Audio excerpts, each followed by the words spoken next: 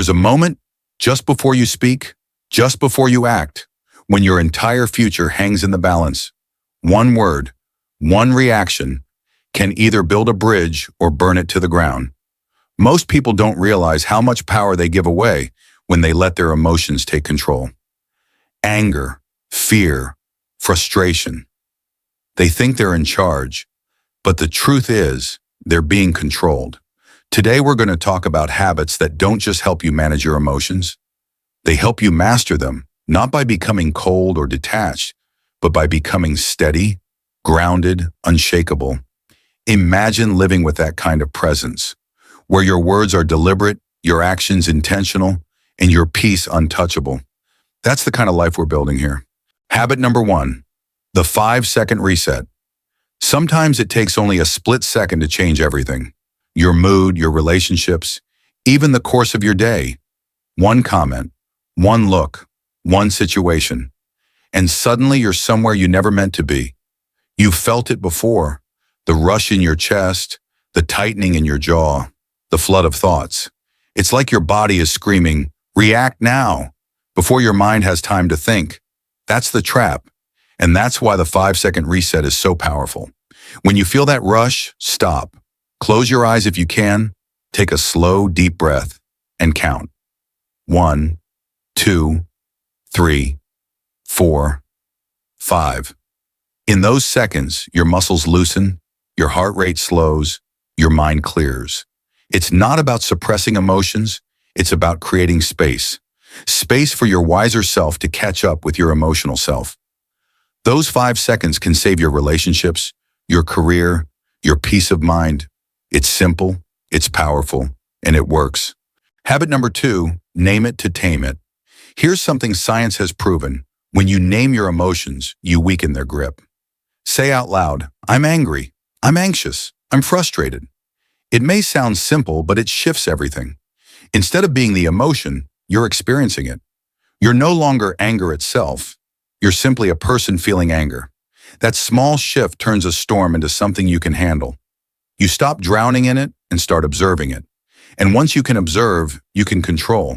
Habit number 3, the Stoic Question. When chaos hits, ask yourself, will this matter a month from now? A year from now? 10 years from now? Most of the things that steal our peace don't even survive the week. The rude comment, the traffic jam, the argument online. Stretch time in your mind, and you'll see how small these problems really are. Why sacrifice your peace of mind for something that won't matter in the long run? This question is a shield. It frees you from being trapped in the moment. Habit number 4, create a ritual instead of a reaction. Emotional mastery isn't just about avoiding bad reactions. It's about building better ones. When you feel triggered, replace the impulse with a ritual. Take a breath and put your hand on your chest. Repeat a phrase like, I control my response. Or simply pause and smile, even when you don't feel like it. Over time, these rituals become automatic. They turn chaos into clarity and give you control when it matters most. Habit number 5, write it out. The Stoics wrote daily. Marcus Aurelius never meant his journals to inspire the world. They were his way of mastering himself. Because when emotions stay bottled up, they grow. But when you pour them onto paper, they lose their power. The next time you're angry, don't send the text. Don't fire off the email. Write it down first. Be raw, be honest, be unfiltered. Then walk away. Most of the time when you come back later, you'll see the truth. It wasn't worth your peace. Habit number 6, rehearse the storm. The best athletes don't just train for success, they train for setbacks. You can do the same with your emotions. Think about the situations that usually trigger you.